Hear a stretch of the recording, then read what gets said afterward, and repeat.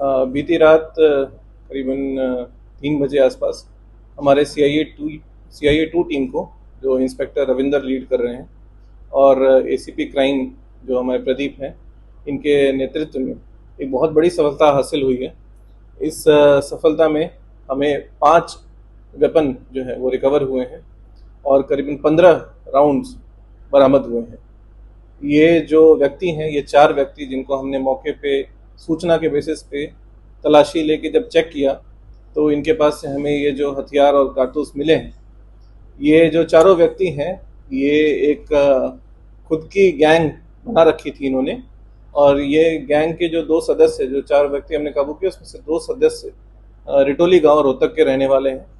और ये जो है चारों एक बड़ी वारदात को अंजाम दे सकते थे, जो इनको समय रहते बहादुरगढ़ पुलिस ने काबू किया है, CP झज्जर श्री सतीश बालन जी के नेतृत्व में।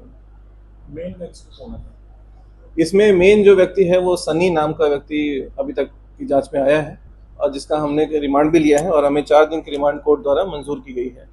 ये सनी पे पहले भी आपराधिक मुकदमे दर्ज हैं और इसके ऊपर इससे पहले 7 आपराधिक मुकदमे का रिकॉर्ड हमें हासिल हुआ है। इसके साथ में एक और बड़ा व्यक्ति जो इसके साथ सारे क्राइम में साथ देता था, वो रविंदर नाम का व्यक्ति है। वो भी इसी के गांव रिटोली का है, और रविंदर पे भी 9 मुकदमे दर्ज हैं, जिसमें ज़्यादातर मुकदमे जो हैं वो अटेम्प्ट टू मर्डर के दर्ज हैं। इसमें बाकी 2 व्यक्ति, एक दिनेश उर्फ गोगा है जो कि निजामपुर माजरा सोनीपत का रहने वाला है, और एक अमन है जो नौनंद जिला रोहतक का निवासी है।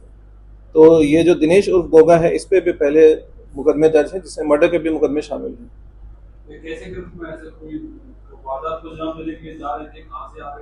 जी, हमारे जो बहादुरगढ़ पुलिस ने जो भी मुखबर वगैरह जो हमारे सहयोग करते हैं अपराध की गतिविधि को रोकथाम करने में, उन्होंने हमें इन्फॉर्मेशन दी कि जो गंदा नाला है रोड, वहाँ पे दुर्गा कॉलोनी के आसपास 4 व्यक्ति एक गाड़ी में, जो ब्लैक कलर की स्कोडा फेबिया गाड़ी थी, उसमें ये 4 व्यक्ति भारी मात्रा में असला और राउंड लेके जा रहे हैं। जिस सूचना पे तुरंत कार्रवाई करते हुए इंस्पेक्टर रविंदर और सब इंस्पेक्टर राजेश की टीम ने वहाँ पे नाकाबंदी वगैरह करके और प्रॉपर तलाशी लेके इनको हमने जो है वो पकड़ा है। और इसमें हमारे ACP क्राइम श्री प्रदीप साहब का भी काफ़ी इम्पोर्टेंट रोल रहा है, जो रात के भी टाइम में उन्होंने काफ़ी एक्टिवली इसको परस्यू किया, और हमने अभी तक की इन्वेस्टिगेशन जो है काफ़ी जल्दी कंप्लीट की है।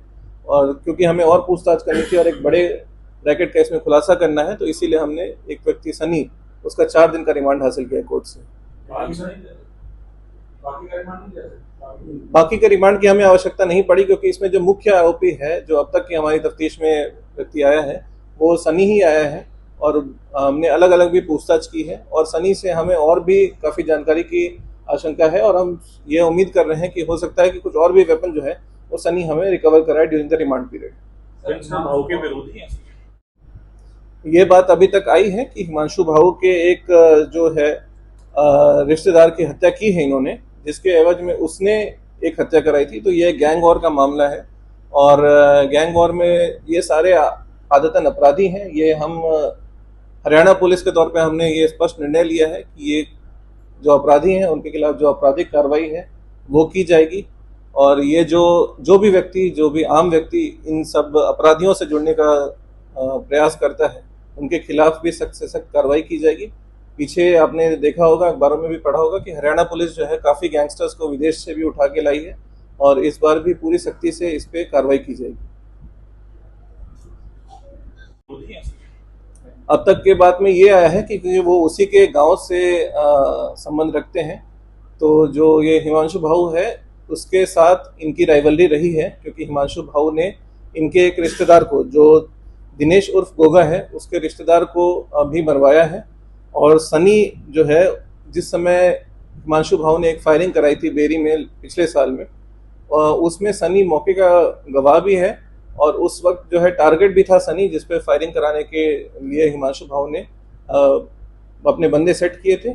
और उसके बाद इसको सनी को लगा नहीं, तो उसी के रंजिश रखने के लिए ये जो है वो भाऊ से दुश्मनी रखता है। अब किस वारदात को अंजाम देने वाला है?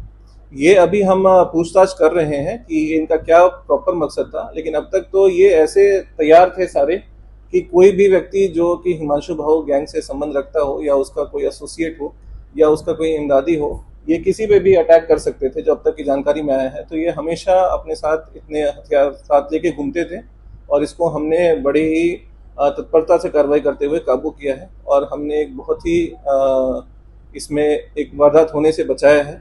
और हम उम्मीद करते हैं कि इस रिमांड पीरियड में हमें और भी खुलासे होंगे जिससे कि हम इस शहर को और पूरे हरियाणा को सुरक्षित रखेंगे। वेपन किस तरीके के? ये वेपन जो है वो जनरली देसी कट्टे हैं और जो अब तक हमें इंफॉर्मेशन आई है ये वेपन जो है वो मध्य प्रदेश से प्रोक्योर किए गए थे और भारी मात्रा में वेपन प्रोक्योर किए गए थे। और कुछ वेपन जो है जो इन्होंने लाए थे वो रोहतक पुलिस ने भी पिछले किसी और मुकदमे में रिकवर किए हैं।